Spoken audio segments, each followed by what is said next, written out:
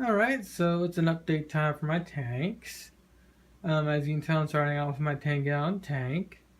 Pumpkin, Walmart Beta number 3, and Mesa, they're all still doing fine. And one thing I do want to talk about is Pumpkin and Walmart Beta number 3. Both of their colors have really came back. They're a lot more active now. They're swimming around a lot more often. And they're doing just fine. But also, as you may note, I also have platies now inside this tank. One platy per side, of course. I think you just saw his platy. His platy is hiding behind there. Mesa's platy, which is right here, is just swimming around. And Mesa, of course, is right there. Mesa, of course, is being lazy and lethargic because he got into a big battle with a beta I had originally in here a while back. And he's still healing and whatnot, so he's still going to be acting like this for probably another few months. But he is still eating and whatnot, so he is still healthy and active. Granted, he's not active right now. Mom up there's one of the platy. There he is. I think you saw a little bit of the other platy over there. Now I want to switch gears to this tank here. This tank here, I've had this beta for well over a month and a half now, going on 2 months. He's still alive and active, granted he's just looking around. All I did to this tank was just do water top-offs, which actually considering I'm probably going to do one after this video. And I've only did one water change since I've had him. And that one water change was this much. So like 10% or something like that. And that was around 3 weeks ago, I believe. And he's still alive and active. So this goes to the point of, if I leave the tank alone and just let the fish be, he will thrive. And he's still thriving and he's healthy and whatnot. He's constantly eating and whatnot. But right now he's not that active. Well, maybe he is a little. Well, he's still a very beautiful betta. Oh, and there's the platy that's in Pumpkin's side. So let's see. I want to talk about this tank now. Unfortunately, I lost my dragon scale that was on this side. He died due to ick. I did a 25% water change, even though I know that I was going to kill him. I just wanted to see if it turns out it is true, and unfortunately, what I stated is in fact true. If I do a water change like that on my bettas when they're sick, 99.9% of the time, I'm just going to kill them. So I just gotta let them be and hope they can fight it off themselves. But again, the only betta that survived was my Paradise betta, which is this guy right here. Now I do want to say something about this guy. They have Paradise bettas over at Petco. They asked $20 for them. This betta right here, I got at PetSmart for $10. And of course, here's my newest betta. This is a double tail, but he actually looks like a rose petal, I think. Now, of course, right now he's acting like this because I have the filter system running at max to clean this water out. But once I tone down the power of this filter, he'll start swimming around and being a lot more active.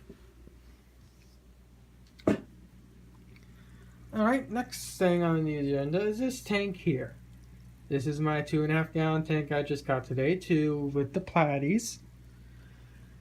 This tank is going to be dedicated to one betta and one betta only. That betta is my swim bladder betta, the one that has permanent swim bladder disease. I'll be upgrading him from a 1 gallon tank to a big 2.5 gallon tank. I could have easily gotten a 5 gallon, but that would have been. But then what I ended up doing is I'll end up dividing it, and I don't want to do that. With this tank, I'm forcing myself to not divide the tank because this tank is the minimal requirements for a betta fish, and you have a lot more room to swim around.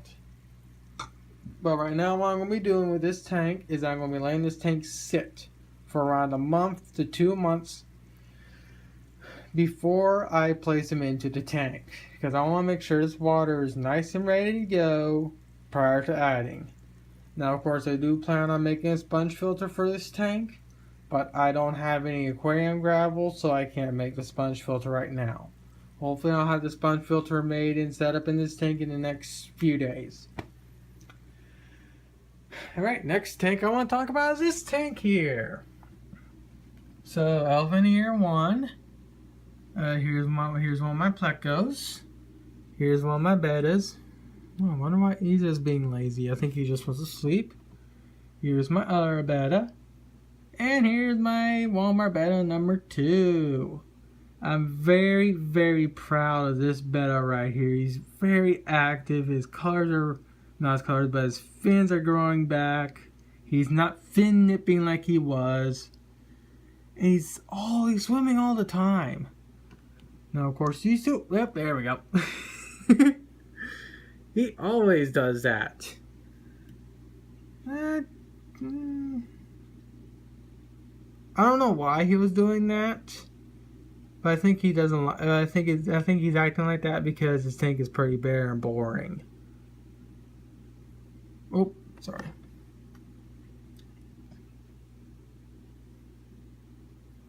Yeah, that's this tank here. I got this tank set up now. What I do plan on doing though is I do plan on pulling that pleco into this side and moving this betta into my bathroom. But for right now, he's going to have this side to himself. Alright, sorry about the length of this video, but I tried to make it short, but that's not the case. But this is the last thing I want to talk about. So here's that betta, platy betta that I was talking about. His fins are growing back now. The fin, whatever was killing off his fins, has stopped. Sorry for my voice. He's very active, as you clearly can tell. He's very healthy, eats all the time. He's a fatty too.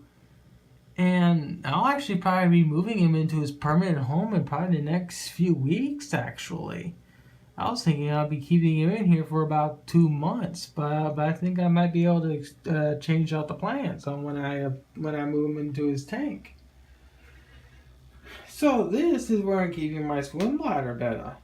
This is where I have him right now. I have him next to him. And of course you can see my swim bladder betta due to my mirror. He is of course right here now. He's still acting normal. This is how he acts all the time. So don't go staying in the comments that I'm doing something wrong. You don't own this fish, so you don't know what you're talking about. He's still nice and healthy. And once that tank I have for him is all nice and ready to go, he's going to have a nice 2.5 gallons to himself. But yeah, this is where I'm keeping this guy. What I'm going to end up doing, of course, is I'm going to end up taking this heater and putting it into the 2.5 gallon tank with the custom sponge filter I'm going to make.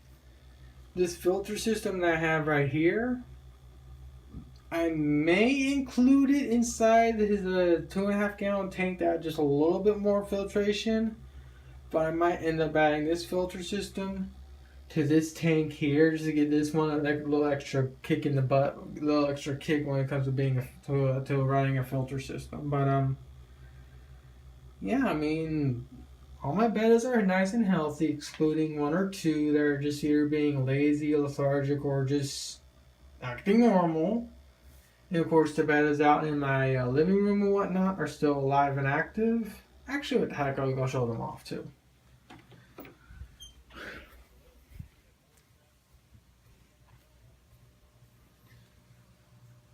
And of course, here's my goldfish. I just did I rebuilt him a new sponge filter. Here's my female tank. Sorry about being dim. All my fish are still alive in here. Oh, it looks like I got a neon tetra swimming sideways. Well, that sucks. Here's America. My first double tail. My koi betta. And my first Walmart betta.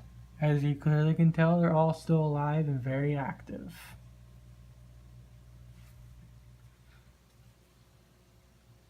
Yeah, I think I'm about to lose our Neon Tetra.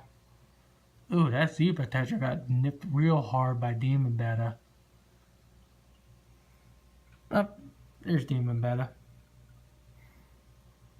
Oh, I still got my other Zebra Tetra right there. Cool.